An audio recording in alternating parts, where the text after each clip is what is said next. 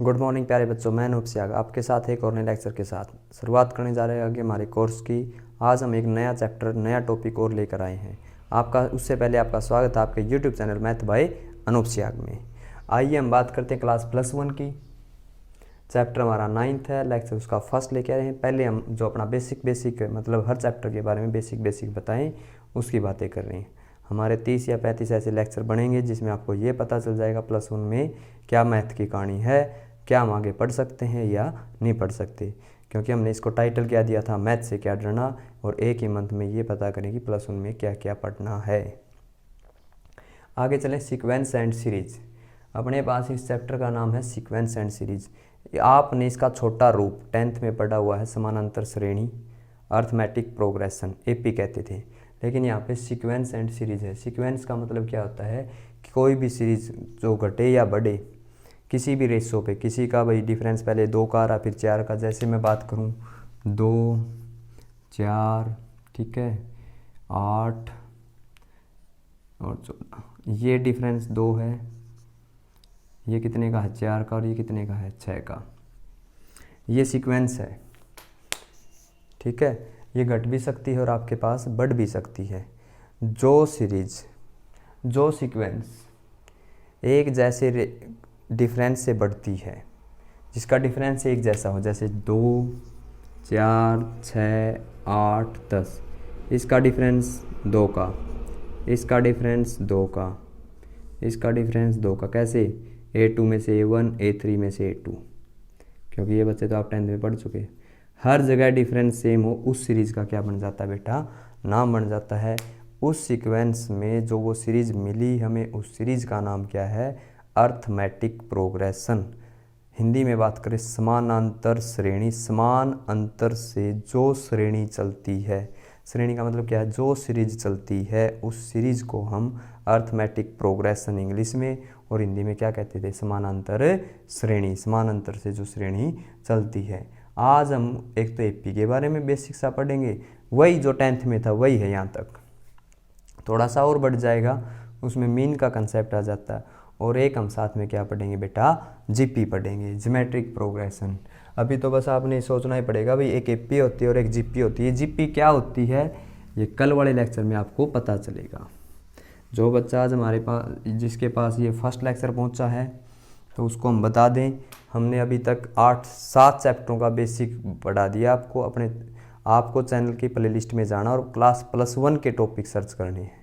वहाँ पे क्लास +1 का भाई इन्वर्स ट्रिग्नोमेट्रिक, ये ट्रिग्नोमेट्रिक है, सेट्स है, और अपने पास कॉम्प्लेक्स नंबर है। इस तरह अलग अलग प्लेलिस्ट बनी है, आप बच्चे वहाँ पे जाके चेक कर सकते हो।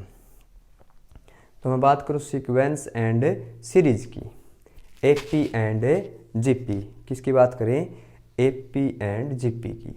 लेकिन सीक्वेंस आप बच्चों को ही पता है, लेकिन अपने पास +1 में ऐसे आएगा, एक टर्म 1 है, एक 4 हो गई, ठीक है, और फिर 10, और फिर 18। आपसे ये नेक्स्ट टर्म पूछी जाएगी। तो हम यहाँ पे देखेंगे, ये टर्म हमारी A1 होती थी, ये A2 होती थी, और ये A3 होती थी, और ये क्या होती थी, A4, और ये टर्म क्या थी, A5। A2 में से A1 गया तो क्या मिला, 3, और A3 में से A2 गया तो क्या मिला, 6, और A3 में से, ये A4 में से A3 गया तो हमें कितना मिला, 8 मिला। क्या हमारे पास ये कोई सीरीज है? हम इस सीरीज का 2 से पता किया, तीसरी टर्म और देखी हमने, बस आगे नहीं थे, नेक्स्ट टर्म पूछी थी, तो हमारे पास ये कोई सीरीज नहीं बनती, तो हम ये नहीं बता सकते भाई ये सीरीज कैसे चलेगी। अगर यहाँ पे 19 होता, 19 होता, तो ये कितना आ गया था, 9। हमें पता पहले 3 का गैप, फिर 6 का, फिर 9 का। अगला गैप क्या होगा, अगर हम A5 माइनस A4 की बात करें तो बेटा कितना होगा, 12। इससे हमें क्या पता चल गया, एक सेंस मिली कि डिफरेंस 3 की टेबल पे चल रहा, तो वहाँ पे अगली टर्म लिख दी। अब हम ये जो फाइंड करनी है टर्म, उसको मिसिंग टर्म को बता सकते हैं। जो भी कंपटीशन पेपर की हम तैयारी करते हैं गवर्नमेंट जॉब के लिए, हर किसी में 1 या 2 क्वेश्चन एपी और जीपी से आते ही आते हैं। तो A5 का हमें नहीं पता, A4 कितना है 19 और ये कितना है 12। A5 की वैल्यू 19 + 12 31। हमारा आंसर क्या होगा बेटा 31। हमारी जो नेक्स्ट टर्म है वो कितनी है 31। एक तो हम सीरीज में ऐसी टर्म बता सकते हैं। अब हम AP के AN टर्म का जिक्र करेंगे और उसके सम का जिक्र करेंगे आज। और एक मीन होता है, मीन का हम अगले नेक्स्ट लेक्चर में और GP का नेक्स्ट लेक्चर में क्या करेंगे बेटा जिक्र करेंगे। AP की AN टर्म का फार्मूला क्या है A + n - 1 × D। कैसे बना इस बात को समझें। पहली टर्म जैसे 2 है, 4 है, 6 है, 8 है। इसमें कितने का गैप है 2 का। इसमें कितने का गैप है 2 का। ठीक है। अगर मैं फर्स्ट टर्म में इसको D बोलते हैं, गैप को क्या बोलते हैं डिफरेंस। 1 2 और 1 ये 2 जोड़ दें तो 2 A1 भी कितना आपका 2, ये भी कितना है 2 और ये भी कितना है 2, 2 2 4 2 6। तो रिजल्ट कितना आएगा 6। हम इसको वैसे चलते हैं, एक तो पहली टर्म का यूज़ किया जाता कहीं पर भी किसी टर्म में पहुंचना और उनके बीच में कितने गैप आए हैं। अगर हमने तीसरी टर्म पे पहुंचना है तो कितने गैप आएंगे 2 और चौथी टर्म पे पहुंचना है तो कितने गैप आएंगे आपके पास 3। तो हमारे पास जैसे ही हम A2 - A1 की बात करें ये D है और A3 - A2 की बात करें वो भी क्या होता है D होता है। यहाँ पर अगर मैं A2 की वैल्यू पुट करूँ तो देखें क्या आएगा। यहाँ से निकालो A2 की वैल्यू A1 + D आएगा। यहाँ पर रखो A2 की वैल्यू माइनस के A1 और माइनस का क्या आया है D। A2 की वैल्यू A1 और D आई है ना, बाहर माइनस है दोनों माइनस के, तो A3 का रिजल्ट क्या हो गया माइनस का A1 है किसका हो गया प्लस का, माइनस का D है किसका हो गया प्लस का और एक D ये था। तो A3 आपके पास A प्लस क्या हो गया 2D। A3 किसके इक्वल आ गया A + 2D के इक्वल आ गया। सेम अगर मैं 4 की बात करता तो A + 3D आ जाता। सिमिलरली A7 की बात करता तो A + 6D, 6 को मैं से 7 - 1D बोलूँ। सेम इसी तरह AN का फार्मूला आपके पास A + n - 1 × D आया है। ये हमारे पास किसका फार्मूला बेटा AN का। किसका फार्मूला है AN का। AN का फार्मूला समझ में आ गया। 10th में भी यही था और आपके पास +1 में भी फार्मूला ऐसे ही चलेगा। AN के बाद अब हम किसकी बात करें यहाँ पर इनके सम की बात करें। सम कैसे निकालें क्योंकि वहाँ पर भी किसका जिक्र होगा बेटा सम का जिक्र होगा। किसका जिक्र होगा सम का। अगर मैं बात करूँ इस पर कुछ क्वेश्चन कर लेते हैं। ए टर्म वैसे सिंपल लेके चले हम। A term whose first term is 3।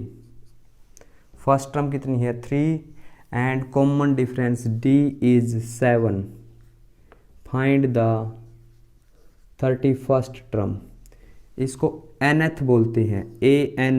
n का मतलब क्या है नंबर 31वां है। ये नहीं पता लास्ट वैल्यू 31 है, उस टर्म का नंबर कौन सा है 31वां। और फार्मूला क्या लगेगा A + 3 30D। A कितना है बेटा 3 और D कितना है आपके पास 7। 3 7 ये 21 210। तो हमारे पास टर्म कितनी होगी 213। कई बार रिवर्स पूछ लिया जाता है आपसे कि आपके पास फर्स्ट टर्म तो 2 है, कॉमन डिफरेंस आपके पास 2 है, whose last term is 152। Find the number of term. Find the number of term कितनी संख्याएं हैं। AN का फार्मूला ही लगेगा। जब तक सम का जिक्र ना हो यही फार्मूला चलता है A + n - 1 × D। इस बार हमें AN लास्ट टर्म की वैल्यू पता है 152, A की वैल्यू 2, D की वैल्यू कितनी है 2। यहाँ पर वैल्यू रखने से किसकी वैल्यू आ जाएगी N की। और N ही हमारी क्या होती है विच टर्म। विच टर्म कौन सी टर्म, कोई भी टर्म निकालनी है तो उसके लिए बेटा हमें किसकी वैल्यू निकालनी होती है, n की। अब हम बात किसकी करें यहाँ पे, सम की। Sn का फार्मूला कैसे बना और सम का फार्मूला क्या है। तो देखिए अब 2 4 6 8 10 12, ठीक है। इसका सम देखो कितना है, 14 14 14। कितना सम है बेटा, सबका 14 14 और 14 है। कितना सबका रिजल्ट, 14 14 और 14 है। एपी की ये खासियत है, फर्स्ट टर्म को लास्ट में, सेकंड को सेकंड लास्ट में और थर्ड को लास्ट थर्ड में ऐड करेंगे तो रिजल्ट सेम आएगा। क्यों, इसकी वैल्यू कम है, इसकी वैल्यू हाइयर होगी। जैसे ये 2 आगे बढ़ी तो वो वाली टर्म 2 क्या हो चुकी है, उससे कम हो चुकी है। तो इनका सम कैसे चलता है, एक जैसे चलता है। अब उसने हिसाब लगाया कि भाई टोटल टर्म कितनी थी, 6, जोड़े कितने बने, 6 के जोड़े बताओ कितने, 6 टर्म थी, जोड़े कितने बनेंगे, 3। अगर टर्म n है तो पेयर कितने बनेंगे बेटा, n/2। टर्म 6 थी, कितने जोड़े बने, 3 बने। टर्म n है तो कितने पेयर बनेंगे, n/2। फिर उसने देखा 3 पेयर है, किसी एक पेयर के सम को मल्टीप्लाई कर दें तो रिजल्ट आ जाएगा। हमने फर्स्ट और लास्ट वाली टर्म उठा ली जो उसका सम था, फर्स्ट और लास्ट का 14 था, 42 आंसर आया। कितना आया, 42। फर्स्ट और लास्ट ही क्यों उठाए, क्योंकि हमें जो सीरीज होती है उसके में फर्स्ट और लास्ट टर्म का ज़रूर कोई ना कोई कंसेप्ट होता है, इसलिए इसका भी सम वही आएगा, इसका भी वही आएगा। तो हम फर्स्ट और क्या उठाया, लास्ट को। ये कहता है पूरी सीरीज का आपको ये पता करना है कि सम कितना आएगा, तो हम क्या करते हैं, उस सीरीज के जोड़े बनाते हैं। जितनी टर्म होगी उनसे आप पेयर बनेगा। अगर यहाँ पे 5 टर्म होती तो 2.5 पेयर बन जाते, वो 5/2 आ जाता। और एक पेयर को कितने से मल्टीप्लाई करते हैं, उसके सम से। उसका सम 2 और 12 14 हुआ। तो ये 2 तो फर्स्ट टर्म है और 12 कौन सी है, लास्ट टर्म। तो n/2 फर्स्ट टर्म a है और लास्ट टर्म an है। ये हमारा जो पेयर कहीं मल्टीप्लाई कर देंगे तो ये फॉर्मेशन सम की बन जाती है n टर्म पे। और an का एक और फार्मूला है, an का भी पढ़ा हमने, a + n-1 × d। a और a कितना हो गया, 2a + के n-1 × d। 2a + के n-1 × d। ये हमारा बेटा क्या है, इसका सम है। और हमें लास्ट टर्म का पता चल गया और क्या पता चल गया, इसके सम का पता चल गया। तो एपी में इसी तरह चलेंगे क्वेश्चन, वहाँ पर सारे न्यूमेरिकल वैल्यू के थे, यहाँ पर कुछ सम अल्फ़ाबेट का यूज़ हो जाएगा। बाकी कंसेप्ट बेटा आपका 10th का और 1 का क्या है, सेम। इस चैप्टर से घबराने की ज़रूरत नहीं है, क्योंकि जैसी टर्म 10th में पड़ी हुई है वैसी ही टर्म किस में आ गई, +1 में आ गई। और एक यहाँ पे मीन का यूज़ होता, मीन कितना होगा, मीन क्या होता, मीन और बता देते हैं साथ में ही। मीन का मतलब एवरेज, और आपने 14 चैप्टर पढ़ा होगा, मीन मोड मीडियन। मीन पूछा जाता है यहाँ पे। अगर कोई सीरीज एपी है उसका मीन क्या होगा, ये एपी में है। 14th प्लस ये सबका सम कर ले, और कितने मेंबर हो गए, 1 2 3 4 5 6, 42/6 कितना आएगा, 7। ये मीन बोला जाता है, मीन इन एपी। अब हम उसको शॉर्ट फॉर्म में बता क्या पढ़ेंगे, एपी में अगर मीन निकालना है, किसी भी कितनी ही बड़ी सीरीज हो, मीन जब भी निकालना है उसकी फर्स्ट टर्म उठाओ, उसकी लास्ट टर्म उठाओ। अब एक बात बताओ, कहीं पर क्रिकेट मैच की बात करें, 50 ओवर का मैच था और हर 2 ओवर में सेम रन बने हैं, हर 2 ओवर में क्या बने हैं, सेम रन बने हैं। अगर हम 2 ओवर की एवरेज निकाल लें कि एक में 8 रन आए हैं जैसे, और एक में 6 रन आए हैं, हर 2 ओवर में रन क्या है, सेम है। जैसे एक में 8-8 चलेंगे, एक में क्या चलेंगे, 6-6 चलेंगे। क्या कह रहा हूँ मैं कि 50 में से हर कोई सी ओवर में जो सेम आते हैं, जैसे एक में 8 चल पड़े और एक में क्या चल पड़े, सारे में 6 चल पड़े। अगर हम बाकी हर ओवर को क्यों उठाए, हमने देखा भाई हर किसी में 8 रन आ रहे और बाकी में कितने आ रहे हैं, 6 आ रहे हैं।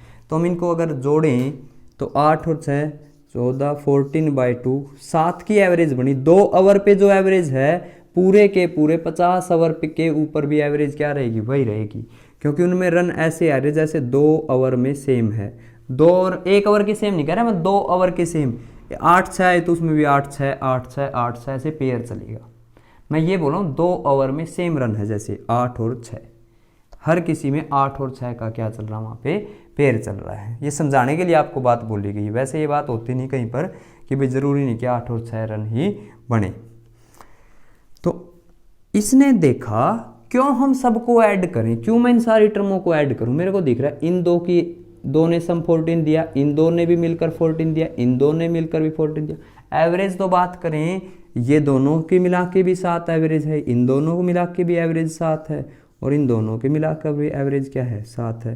तो ऑल ओवर एवरेज कितनी रहेगी, 7। अगर हम क्रिकेट मैच की बात करें, पहले 10 ओवर में भी एवरेज 6 की, अगले 10 ओवर में भी एवरेज 6 की। अगर 20-20 का मैच है तो 20 ओवर पे एवरेज कितनी होगी, 6 की ही होगी। अगर वैल्यू 6 और 7 की है तो फिर उनका क्या बन जाएगा, मीन फिर बन जाएगा। एपी में अगर आप बच्चों ने मीन पता करना है, अर्थमेटिक मीन बोलते हैं इसको एपी का, A1 + AN/2। अगर ये बोले किसी एपी की फर्स्ट टर्म A है एंड लास्ट टर्म B है, लास्ट टर्म ये है और फर्स्ट टर्म ये है, तो मीन क्या होगा, A + B/2। हमेशा ही एपी का मीन ये होता है। अगर मैं बात करूं किसी भी टेबल का मीन निकालना हो, वैसे तो एवरेज ऐसे निकाली जाती है भाई, सारी टर्मों को ऐड करेंगे और उतने से डिवाइड कर देंगे। अब जैसे 7 की टेबल की मीन निकालना, 7 की टेबल 7 से लेकर 70 तक चलेगा, कई मीन निकालेंगे, पता क्या करेंगे उसमें, 7 सबको ऐड करेंगे और 10 से क्या करेंगे, डिवाइड करेंगे। हमने देखा 7 की टेबल किस पे चलती है, एपी पे, 7, 14, 21, 7-7 के डिफरेंस पे। तो हम क्यों सबको ऐड करें, हम फर्स्ट और लास्ट को ऐड करेंगे। 7 + 70/2, 77/2, 37.5, ठीक है, 38.5 आएगा, 38.5 आएगा, ठीक है। तो अपने पास रिजल्ट कितना आ जाएगा, 38.5। अगर मैं 2 के मल्टीपल 15 मल्टीपल की बात करूं, पहला मल्टीपल 2 है और लास्ट वाला 15 मल्टीपल 30 बनेगा, लास्ट वाला 15 दूनी 30। इसका एवरेज की बात करूं, मीन की बात करूं, 2 + 30/2, 32/2, 16। मीन कितना आएगा इसका, पूरी सीरीज का मीन क्या होगा, 16। क्योंकि एपी में मीन निकालने के लिए हर किसी आंकड़े को ऐड करना ज़रूरी नहीं है बेटा। क्या करेंगे, उसके फर्स्ट और लास्ट टर्म को ऐड करेंगे और बाई में क्या कर देंगे, 2। तो हमें उससे पूरी सीरीज़ का मीन क्या पता चल जाएगा कि पूरी सीरीज़ का मीन क्या है, ठीक है। आगे अब हमारा कोर्स रेगुलर ऐसे ही चलता रहेगा। हम कल इसका सेकंड लेक्चर और लेके आएंगे। बने रहिए हमारे साथ। वीडियो अच्छी लगे तो लाइक कर देना बेटा, शेयर कर देना। जो आपके साथ 10th में बच्चे थे उनको भी बोलो कि भाई कम से कम आपको मैथ एक मंथ मतलब 30 या 35 लेक्चर ही छोड़ने। अगर आपको ऐसे लगे मैथ समझ में आ सकता तो रख लेना मैथ, अदरवाइज छोड़ देना, क्योंकि बीच में जाके छोड़ दोगे तो फिर कोई फ़ायदा नहीं। कई बार हमने देखा बच्चे स्टार्टिंग में तो मैथ ले लेते हैं जोश जोश में, नॉन मेडिकल में हो फिर वो मेडिकल में कन्वर्ट हो जाते हैं। अगर ठीक ठाक सा बच्चा हो तो नॉन मेडिकल से वो कॉमर्स में चला जाता, फिर कॉमर्स से किस में चला जाता, आर्ट में। आर्ट में फिर ऐसे ही सब्जेक्ट लेगा।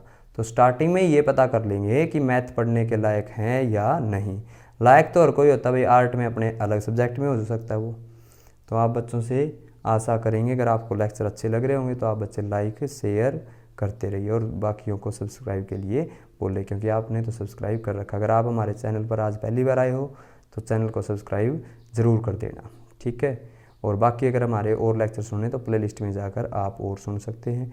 कुछ लेक्चरों का जिस तरह फर्स्ट लेक्चर होगा, जैसे मैंने 5 या 6 लेक्चर उनका एक चैप्टर का लिंक इस वीडियो के लास्ट में आपको मिल जाएगा। ओके।